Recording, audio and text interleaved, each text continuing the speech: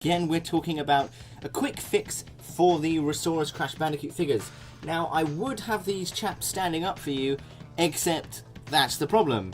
Unfortunately, with the way that these figures were made, they actually cannot stand up. If you look at Engine over here, of course, one of the first things you'll notice is that he's always looking down. He has such a wonderful face sculpt. Look at that. And yet you can't see it. Partly because of his long hair, but also because he's always facing down when he does stand up. But in the case of this figure, his feet are so far apart and so bent upwards that he can't actually stand up. And so of course you can put him onto the star sled, which does help with that. But I've been doing animations with these figures for many years, and this is not the engine I normally animate with. This is a different engine, and as you can see, his feet are really bent, so he just falls over very easily. This is one I picked up in Japan, and another one that I got in Japan was this Dr. Entropy. And if you have seen my animations, you'll probably notice that my Dr. Entropy figure is never standing up, and that's because well, he also cannot stand up. So you can use his tuning fork to try and help him stand up, but it doesn't do the best job. So carefully remove the tuning fork, because his fingers do take the paint off that. And as you can see, his feet are in such a way that they're not actually level with each other, so he kind of rocks and he leans over to one side. So there is a fix for this, and this fix will work for any figure that has solid moulded plastic feet and legs. Fortunately on the ReSaurus figures, they are kind of bendy. Not incredibly bendy, you can break them very easily, but they are somewhat, they have some give, and they are of course just one piece molded. If the figure's legs are hollow or they have a seam going down the side, you probably won't be able to do this method to fix them. But we'll give this method a go in this video, and I'll show you what I've done to some of these figures to help them stand better. The first thing we have to do is boil the kettle. A few moments later. Okay, so what you want to get is a very shallow bowl. I use this sundae dish because it's very small and very shallow, and it makes a good vessel for doing this with these figures. So what you want to do is pour the boiling water in, and now you have yourself basically a bowl of water. It's very, very simple, this this process, not very difficult.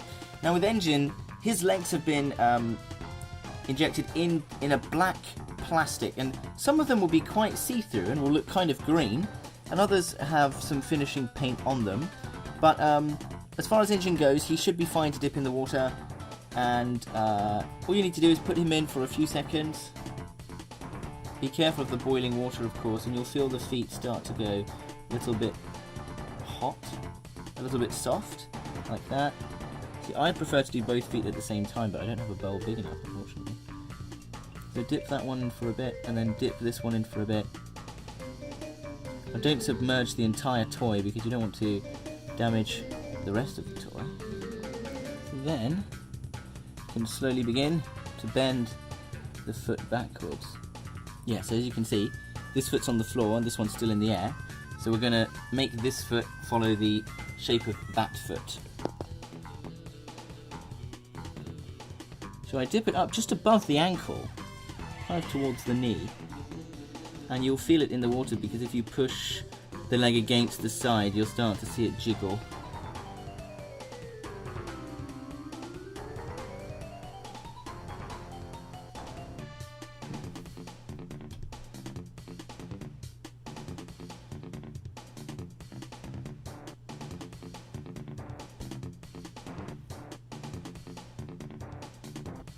That should be long enough to get the foot moving. And just put him flat and push his foot down, and then hold on to it for a little while. Wish I was better at demonstrating this. Like that, and you can see, I mean, his foot's still wet, but he's starting to stand up in a more upright position where you can kind of see his face. So you do that. You see that, how he's standing without me touching him? And he's kind of upright, but this foot is still a bit soft, so I'm not going to give him too much freedom. And now, as you can see, now that he's cooled down, he's standing up, you can see more of his face, and he's not falling over every 5 seconds.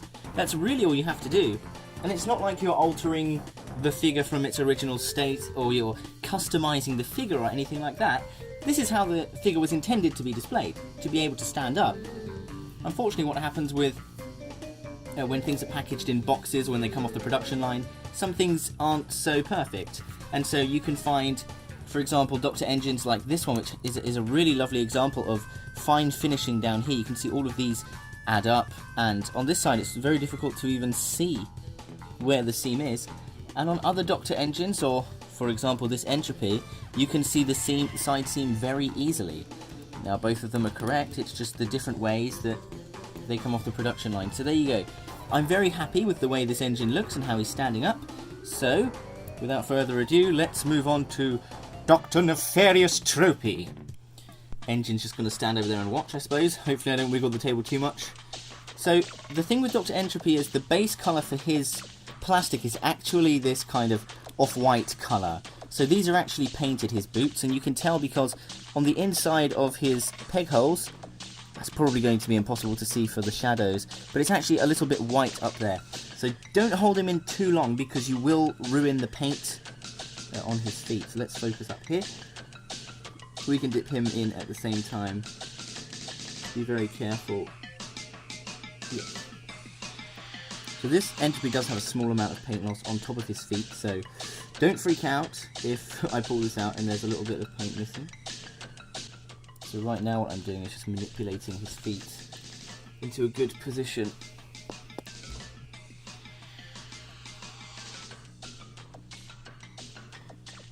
Dr. Entropy is quite back heavy because he does have that mechanism at the back. So you'll want him to lean forward ever so slightly. You see there's still an issue with this character's legs where this foot sits fine but this one doesn't actually touch the floor. So we're going to have to put him in again. Sorry for wobbling the camera. We're going to have to put him in again and try and correct that somehow. But as you can see, Dr. Engine's having a bloody lovely time standing up over there. Entropy's by far the hardest one to do. I'm sorry that I'm obscuring this, but I'm literally just pushing down on his feet and wiggling him until he gets into a position where I think he might be able to stand. Now I think that his feet need to be slightly further apart than they were, and then I need to reshape his foot. You see, like when his feet were far apart like that, he was standing just fine. When they were like this, and then his legs slowly slide together, look, as they are now, and he'll fall over. So all we need to do is find something probably deeper than this bowl to submerge Entropy, because I can't quite get all of his legs in here, and I need to do that. After submerging his legs a little bit further and holding him for longer, he has finally started to stand. You just have to, what I did was I just put my fingers on his feet and held them apart as I'd like them to be, just for a long time, about 2 or 3 minutes, and eventually it set through, okay? So you see he can stand on his own. He is still wobbly, so the slightest knock will make him fall over, as you saw when I wiggled the table. So what you want to do is take his tuning fork and put that in his hand. Now, I've seen some of my friends who have these figures say it'd be nice if his arm was in a pose as such that he could actually touch the floor with the tuning fork, but you don't really need him to. If you put him in this position, where he's kind of standing with his, if I turn him you'll see, his tuning fork sort of in front of him, which is really the only pose you can put him in with the tuning fork. And what it does is just balance the tuning fork against all of the mechanism, the pistons, and the big pipe on his back that add extra weight to that back portion. And so it just kind of acts as a counterbalance. But as you can see from the actual shape of his legs and his feet, he is made to sort of lean towards one side, and I think that is because there's more weight here, and they want you to use this as a counterbalance. I wish it wasn't that way, but just the way the characters were designed in the game means that they have really small and thin legs. So there's Dr. Entropy. Let's replace the bowl of water with the Dr. Engine that we just fixed. There you go.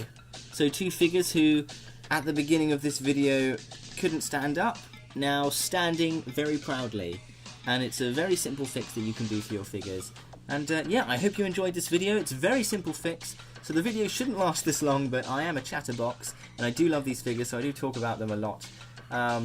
If you enjoyed videos like this, where I'm just talking about pieces in my collection, if you want to see a collection video, other reviews, if you want to see other fixes and tricks for displaying figures, specifically Crash Bandicoot ones, because those are the ones that I collect, then let me know, and please subscribe to the channel. The channel's been going for, oh my goodness, how long? At least 14 years, something crazy like that. So if, and I've only got 1,000 subscribers or so, so if you would subscribe to an old Crash fan who's been going for a long time, I would really appreciate that, guys. Thank you so much for watching, and stay safe out there.